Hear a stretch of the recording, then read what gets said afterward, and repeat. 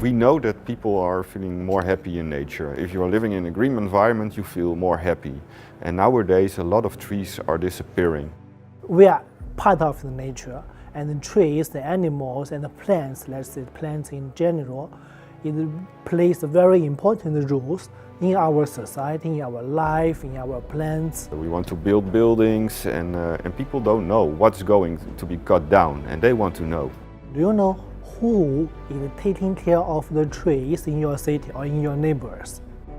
Our solution is try to solve these problems to make people to know what kind of trees and how many are there in their neighbors. We are really brainstorming with team members. How can we make a nice, feasible solution?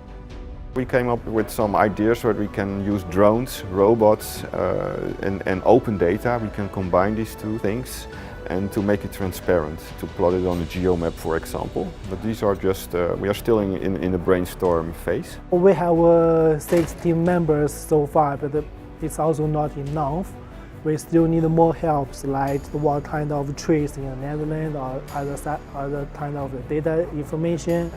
And also we need help from some scientists, like how many trees or how many plants do we need. What we don't got is the emotions of the people. We want to know, to interact with civilians of a city, what makes them laugh.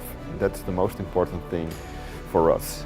Yeah, we can use every help we can get from anyone who loves nature, who loves trees, who loves insects, who want to keep that up to date.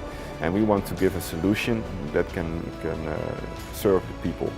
Wow, the experience is amazing, super good experience to talk with Nature 2.0. They made a mind map on what we were thinking.